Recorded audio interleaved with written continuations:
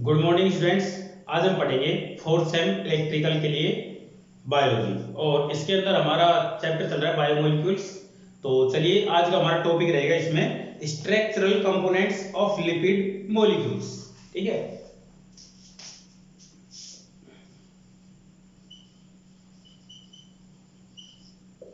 Structural components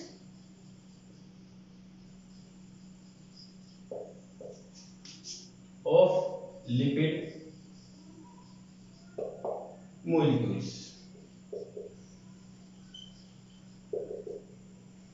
देखिए, अभी तक हम इस चैप्टर में पढ़ चुके हैं 4 प्रकार के मॉलिक्यूल्स और उसमें चौथा है लिपिड। लिपिड के बहुत सारे वर्क देख लिए, हमने टाइप्स देख लिए। अब यहाँ पर इनका स्ट्रक्चरल देखेंगे, स्ट्रक्चर देखेंगे कैसा स्ट्रक्चर है। तो each lipid molecule basically comprise of 2 types of carbon units, an alcoholic मायोटी and fatty acids. पहला इसमें अल्कोहल जुड़ा होता है, दूसरा फैटी एसिड्स होते हैं। A lipid molecules is produced as a result of esterification reaction amongst these 2 types of units, liberating a water molecule in each interaction। ठीक है, तो हमने देखा कि जब एल्कोहलिक जो लिपिड होते हैं, एल्कोहलिक लिपिड होते हैं, उनका एस्टरिफिकेशन करवाते हैं, मतलब उनका एस्टरीकरण करवाते हैं, एस्टर के साथ में रिएक्शन करवाते हैं, है ना। तो वहां पर जल का एक कण एक तरह से क्या मान लो, एक कण बाहर निकल जाता है और वहां पर जो निकल कर आता है वो होता है एक तरह से जो होता है एस्टरिफिकेशन अमंग्स्ट टाइप्स ऑफ 2। तो ये जो होता है लिपिड मॉलिक्यूल होता है। ठीक है, तो ये 2 प्रकार के होते हैं। तो सबसे पहला है फैटी एसिड्स।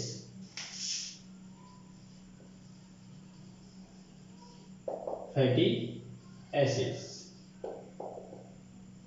तो ये फैटी एसिड्स क्या होते हैं? देखिए, carboxylic acid with a hydrocarbon side chain are called fatty acids. अगर कार्बोक्सिलिक एसिड होगा, है ना, कहीं पे भी पूरी चेन के अंदर कार्बोक्सिलिक एसिड होगा तो वो जो होगा उसको हम बोलेंगे fatty acids. On the basis of length of carbon chain, fatty acids can be said to be of the following 3 types। तो ये 3 तरह के हो सकते हैं। जो कार्बन की श्रृंखला है, कार्बन चेन है, उसके आधार पर। तो यहाँ पर तो पहला है,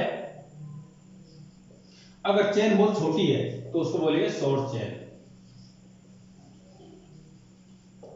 तो have less than 6 carbon atoms in the chain, मतलब 6 से कम कार्बन होंगे इसमें, कार्बन की संख्या क्या होगी? 6 से कम होगी। बाकी और तो कुछ होंगे शायद इस कार्बोक्सिलिक एसिड है, हाइड्रोजन है, ऑक्सीजन है, ईस्टर वगैरह जो है वो सब रहेंगे, लेकिन कार्बन की संख्या मिनिमम या मैक्सिमम 6 होगी। दूसरा हम बोलते हैं इसको मीडियम चेन।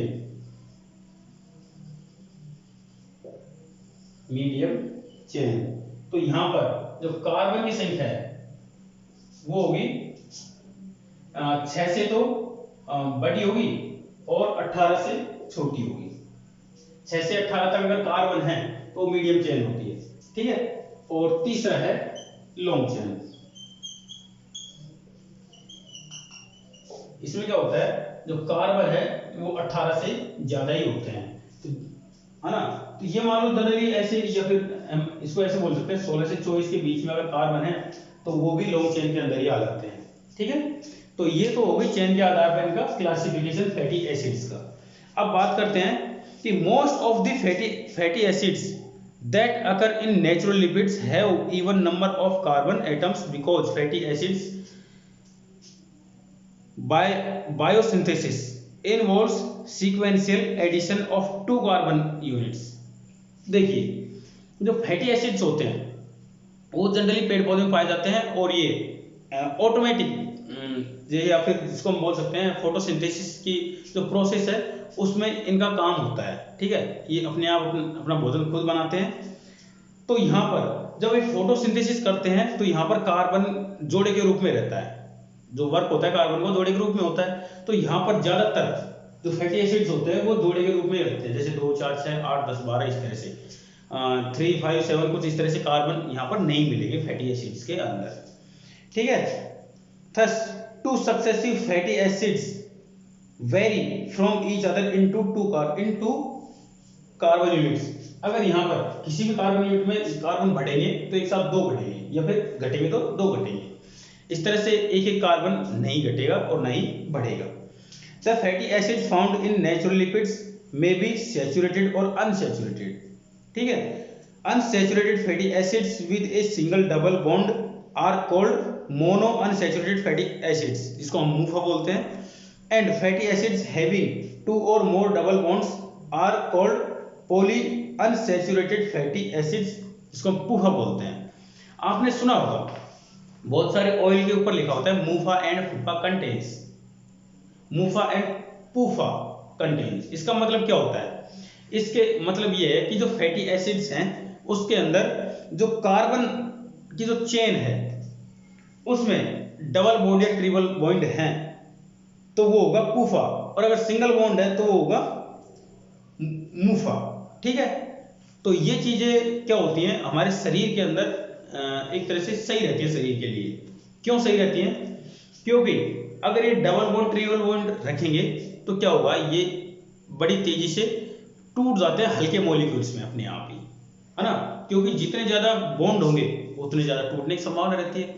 अब ये जितने ज्यादा टूटेंगे तो ये अपने आप ही क्या बना लेंगे, जो बड़ी चेन वो छोटी चेन में हो जाती है। जैसे मान लीजिए एक 10 या 16 कार्बन की एक बड़ी चेन है, वो टूटकर या फिर मान लीजिए कि 18 कार्बन की एक चेन है, वो 3 टुकड़ों में टूट गए, मतलब 6 के 3 टुकड़े हो गए। मतलब वो क्या बन गया, वो बना लेगा एक तरह से ग्लूकोज बना लेगा, और ग्लूकोज को हमारा शरीर बड़ी आसानी से पचा देता है। हमारे शरीर के लिए बहुत आवश्यक है ग्लूकोज, वो हमारे शरीर के लिए जरूरत है। तो जो एक बहुत ही कठिन श्रृंखला थी वो टूटकर बहुत सरल हो गई, जो हमारे शरीर को जिसकी आवश्यकता थी, है ना। तो ये मूव ये काम करते हैं, अपने बॉन्ड्स को बड़ी तेजी से तोड़कर ये सिंपल कार्बनिक मॉलिक्यूल बना लेते हैं जो हमारी बॉडी के लिए आवश्यक होते हैं। The fatty acid found in, हाँ चलिए इसको हो गया ना। अब बात करते हैं एल्कोहल माइटी। अभी तो हम फैटी एसिड्स बात कर रहे थे, अब हम एल्कोहल माइटी की बात करते हैं। ALCOHOL मोइटी,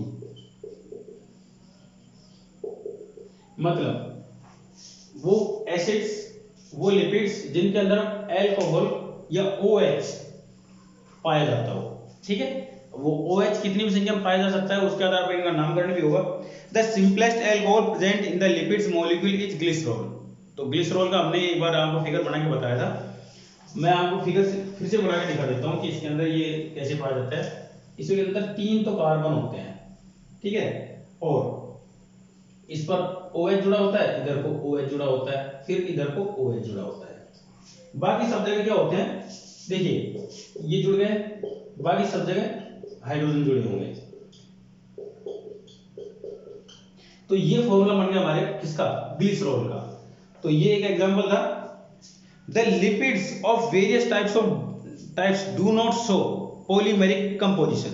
तो यहाँ पर लिपिड्स क्या होते हैं, पॉलीमेरिक कंपोजिशन नहीं दर्शाते, क्योंकि यहाँ पर मैक्सिमम जो कार्बन की श्रृंखला होती है वो 24 हो सकती है, और आप जानते हो कि एक पॉलीमर होता है उसके अंदर तो हजारों संख्या में कार्बन हो सकते हैं, है ना। तो यहाँ पर मैक्सिमम 24 हो सकते हैं, और मिनिमम तो आप जानते हो कि 2 होने चाहिए मिनिमम, लेकिन मिनिमम 3 ही होते हैं। ये मान लो 2 का कोई लिपिड होता ही नहीं है, 3 से शुरू होते हैं, 3 से लेकर 24 तक कार्बन की श्रृंखला पाई जा सकती है, इससे ज्यादा नहीं होती है। They are not polymer exactly unlike proteins, carbohydrates etcetera. तो ये कार्बन और प्रोटीन की तरह से पॉलीमर नहीं होते। पॉलीमर में क्या होता है, एक जैसे ही मॉलिक्यूल जुड़ जुड़कर एक बड़ी श्रृंखला बनाते हैं, लेकिन इसमें एक जैसे नहीं होकर अलग अलग तरीके की श्रृंखलाएं बनाई जाती हैं। ठीक है, चलिए आगे देखते हैं। On the other hand, other complex micromolecules in the animate system exhibits repetition of similar or almost similar subunits result in polymerization। तो ये चीज मैं आपको बता चुका हूँ कि या तो लगभग एक जैसे होते हैं या फिर एक जैसे ही होते हैं, वो जुड़कर एक बड़ी पोलीमराइजेशन श्रृंखला बना लेते हैं। ठीक है, और लिपिड के अंदर ऐसा नहीं होता। Nucleic acids also exhibit linkage of 3 types of compounds, that is nitrogenous bases, pentose sugar and phosphate group initially, but this binding produced a unit called nucleotide. Further, numerous nucleotides polymerize to produce primary structure of nucleic acid. So nucleic acids are also considered as polymer. तो मैंने आपको बताया कि polymer कैसे होते हैं। यहाँ पर एक जैसी श्रृंखलाएं या फिर अलग अलग तरीके की श्रृंखलाएं लगातार एक दूसरे के साथ जुड़कर एक बड़ी चेन बनाती हैं, है ना। तो वो एक जैसे पॉलीमर होता है। और ऐसा किस किस के अंदर होता है? ऐसा न्यूक्लिक एसिड्स के अंदर होता है ना। ऐसा प्रोटीन्स के अंदर भी होता है। सिर्फ लिपिड्स को छोड़कर बाकी सब तीनों जो बायोमोलिक्यूल्स होते हैं उनके अंदर ऐसा पाया जाता है। कार्बोहाइड्रेट्स के अंदर भी होता है ये, ठीक है। तो हमारा ये जो चैप्टर है ये खत्म होता है इसी के साथ में। अब हम इसके कुछ न्यूमेरिकल के बारे ये क्वेश्चन के बारे में बात कर लेते हैं। तो मैं आपको यहाँ पर एक असाइनमेंट देना चाहूंगा। आप ऐसा कीजिए, मैं कुछ क्वेश्चन बोल रहा हूँ, उन क्वेश्चन के आंसर आप लिख कर मुझे पीडीएफ बनाकर मेरे कॉन्टेक्ट पर आप सेंड कर सकते हैं, है ना। तो देखिए मैं आपको देता हूँ एक पहला question, define biomolecules, name the major types of biomolecules found in living organism. मतलब क्वेश्चन क्या है कि सबसे पहले तो आपको बायोमोलिक्यूल्स को डिफाइन करना है ना। फिर जो बेसिक बायोमोलिक्यूल्स होते हैं, जो हम बात करते हैं 4 टाइप्स की, वो लिविंग ऑर्गेनिज्म के अंदर कहाँ कहाँ पर कैसे पाए जाते हैं और वो कैसे होते हैं, उनके बारे में आपको विस्तार से लिखना है। ये पहला क्वेश्चन था। दूसरा क्वेश्चन था differentiate between monomers and polymers. तो मोनोमर और पॉलीमर के अंदर आपको अंतर बताना है। तीसरा क्वेश्चन है what is protein, name the monomeric units involve in its formation. तो मोनोमेरिक की जो यूनिट्स होते हैं वो पॉलीमर को बनाने में कैसे जुड़े रहते हैं, कैसे काम करते हैं, वो चीज आपको बताना है, ठीक है। उसके अलावा आप कुछ शॉर्ट नोट्स लिख सकते हैं। तो पेप्टाइड बॉन्ड क्या होता है ना, और फंक्शंस ऑफ प्रोटीन क्या होता है, डीएनए आरएनए की जो हेलिकल श्रृंखला है, संरचना है, उसके बारे में आप बताएं, ठीक है। और इसके अलावा जैसे कुछ पॉइंट है जैसे सुक्रोज, लैक्टोज, माल्टोज, ये जो सैकराइड्स हैं इनके जो इस तरह से चित्र हैं, कार्बनिक संरचना, वो आपको बनाकर देनी है। और लास्ट क्वेश्चन यहाँ पर describe the chemical structure of DNA in details, also mention the important features of Watson and Crick model of DNA. तो वाटसन और क्रिक ने जो डीएनए का जो मॉडल दिया था उसको आपको अच्छी तरह से समझाना है, ठीक है। तो हमारा ये चैप्टर खत्म होता है। आपको इस चैप्टर में कहीं भी कोई दिक्कत आई हो तो आप मुझे मैसेज कर सकते हैं, ठीक है, कॉल भी कर सकते हैं, कोई दिक्कत नहीं है, आप जब चाहें तब कर सकते हैं, ठीक है। चलिए अब अगले लेक्चर में मिलेंगे अगले चैप्टर के साथ में। Thank you.